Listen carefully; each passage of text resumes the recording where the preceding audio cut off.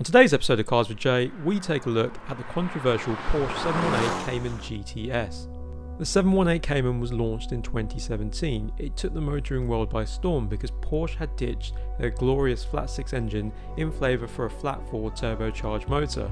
The GTS receiving the most powerful variant, the 2.5 litre single turbo unit, delivering a mighty 360 brake horsepower with 430 Nm of torque. It will do with the Pdk Gearbox 0 to 60 in approximately 3.9 seconds using its launch control feature and continue on to a top speed of 180 mph. Don't let the turbocharger and smaller displacement fool you into thinking it's more economical than its predecessor. On short spirited drives it averages 15 miles per gallon, and on long journeys at national speed it will see 35 miles per gallon. Like all modern Porsches, the interior is simply sublime. Well built, driver focused, and an extensive range of materials and colours you can choose from. This particular example has the GTS package, which gives you a range of black Alcantara mixed with carmine red stitching. Contrasting rather nicely, I suggest having a go on Porsche's configurator as there are too many interior options to list. The inside of the GTS comes with all the necessities expected: a 7-inch PCM system with sat-nav, Apple CarPlay, and an intuitive GUI making it easy to get along with. The only issue I had is instead of the volume knob, I always twist the selector knob instead. Easy mistake, easy to overcome. The centre console is littered with switches for various functions, including sports exhaust and active suspension control. It's nice to see with the interior that everything is where you'd expect it to be. In terms of luggage space, there is plenty of it. 150 litres at the front and 275 litres in the rear. Moving on to the outside of the car. This particular example is finished in a glorious sapphire blue, a lovely colour which really complements the lines. The satin black wheels and red GTS livery really do complement the colour, and the overall styling of the car is sleek and minimal, a vast improvement over the 981 Cayman. Now enough talking, let's see what it's like to drive.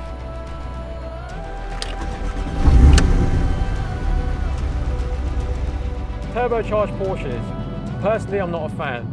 Turbo series, yes, then it kind of makes sense, but now Porsche have changed all of their engines to turbocharged, and with this car being in such a weird space right now, at the time of filming, they've now released a GTS 4 litre, which is a naturally aspirated engine, so they're going back up, and that has something to do with EU 7 regulations, where they've got a certain power limit per displacement size, which is really stupid, so they've gone from downsizing to upsizing. Although Porsche have stated that this doesn't mean that all of the other engines are going to go to naturally aspirated. It's only the GTS, Spider and Gt4. Some of the guys who watched my videos before will know that I have a 996 Carrera 4S, and that is a naturally aspirated Porsche. Now for me, my first Porsche, I really want it to be naturally aspirated flat 6, because that's the kind of sound that I've heard throughout growing up and the sound I fell in love with.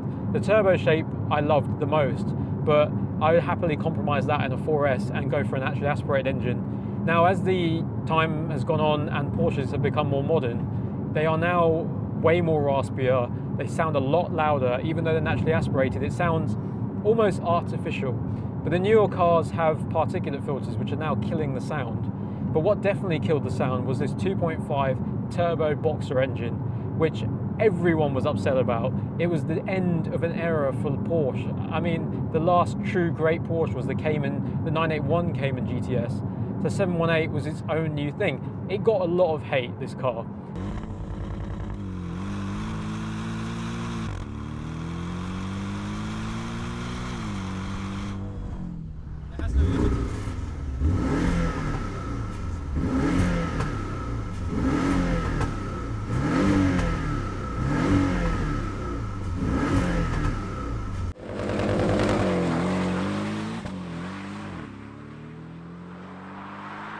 But one thing I like to remind people of is that even though this car got a lot of hate and people didn't like it, it's that the car needs to be looked at as a completely new car, not a reiteration of an old car.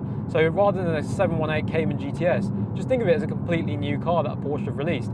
It's a usable 2.5 litre turbo, but in its own right, it's now something unique. Because they're now releasing the 4 litre GTS, this car's kind of going to be in such a weird position in the market. It's going to be at a really high price that people may just skip over it and go to a GTS, or people will just jump down to a 981 Cayman GTS for probably in the 40 region. So the advantage, and the main advantage of this car being turbocharged and what it is that you get all the handling characteristics of a Cayman. It's mid-engine, it's a well-balanced sports car. You get the power from a 2.5 turbo engine, which is now tunable, which you can then take from 365 PS to over 420 PS, even more with turbo supporting mods. So now you've got this absolute weapon of a car that's going to have more power than the GT4. It's got a better Pdk gearbox opposed to the manual gearbox. If you're going for those lap times and you're taking your car to the track, or you just want instantly fast shifts and you don't want to do a manual, this car kind of comes into its own. Now this particular car doesn't have things like carbon ceramics, it doesn't have a roll cage, it doesn't have a Gt4 kit. A Gt4 kit consists of obviously the front intakes, you know, you've got a wider body, you've got, well, not necessarily a wider body, but you've got wider arches, you've got a nice big spoiler at the back giving you downforce. You get this nice clean looking car with a retractable spoiler at the rear which comes up at 70 miles an hour, but it still does a respectable 0 to 60 in 3.9 seconds. Now Raz, the owner of this car, said he could do it in about 3.7 with a timer, so I mean it's not unlike Porsche to understate their figures, so I fully believe him, and it does feel like that.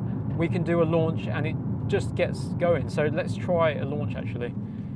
So simple launch, what you want to do is put the car into Sport Plus, and you can already hear the exhausters come on and it sounds a lot louder. You want to put your left foot on the brake, you want to give it some revs, launch control activated, and immediately we're at 60 miles an hour, just effortless. And it gives you a little bit of play with the traction control when you get started. You feel the tail ends twitch out a little bit. Now whether or not that's intended to do that or it's just literally losing grip, then you know that's what it is. So a good 12 years ago my uncle purchased a Cayman S, which he still has to this day, and I think back then it was one of the most expensive Cayman S's ever spec'd, 75k from new. And I asked him, why didn't you get a 911? You know, what was the reasoning behind that? I mean, I was a kid in school back then, and to me 911s were the top car. Caymans just, I hate to say it, but they were like that kind of poor man's Porsche, like a Boxster. And unfortunately that's the way I thought back then. But then how wrong was I? He then informed me that Caymans are mid-engine cars, really well balanced, and they're the right size to nip through country lanes and just overall outperform 911s in general. Even though 911s have been around for a very long time and Porsche are refining it with each series they introduce, they aren't actually the optimum configuration. A rear engine hanging over the rear axle is not a good setup. Engine in the middle is always a good setup. Center of gravity is everything. And if you have your balance and weight distribution 50-50, which this car almost has, you really do notice it when you drive. You just feel like you're in control and you don't suffer from understeer or oversteer as much as you would in other cars with different configurations. So when it comes to a Cayman, that is, steering is so precise, the brakes are just spot on. I mean, look at that. Coming to a stop, no issues at all. I've been heavy braking during this whole test drive and you really do notice it. So this car is fitted with a Pdk gearbox, and that is an optional extra on the GTS. Yes, you can have this car spec'd in a manual, and I don't know if a manual would be such a good fit for it. And let me just explain why. The Porsche Pdk Gearbox is the fastest gearbox available in any sports car currently on the market. It can shift gears in less than 100 milliseconds, faster than any human in a manual transmission. But of course, a manual is where the enjoyment is at. Or is it? What I find is that the turbocharged engines feel more at home with the Pdk, as the car will always be in its optimum range for the best performance. Manual boxes in the Cayman tend to be geared much longer, meaning you spend most of your time in second gear on twisty roads. The Pdk gives you more gear fluctuation, and in my opinion feels just as involving as the manual would on a day-to-day basis. To summarise, when it comes to Porsche, if it's a turbo, then auto. If it's an NA, then manual. So what's my verdict? Well, I'd take the NA car over the turbo any day of the week. The 718 is a perfectly balanced car, but the engine just seems so out of place. It's a shame because everything else in the car is perfect. The seating position, the pedal placement, visibility, handling, braking, suspension, you name it, and it's spot on. If on the other hand you are thinking about modifying, then this is a perfect platform. The turbo allows for easy tuning capabilities and it can be turned into a track weapon which could easily dominate GT4s. So if you want a special car, do not buy this one. If you want an everyday or tunable car, then by all means, this is a perfect Porsche. Thank you for watching today's episode of Cars with Jay. If you like the video, drop it a like, and if you want to see more, please subscribe.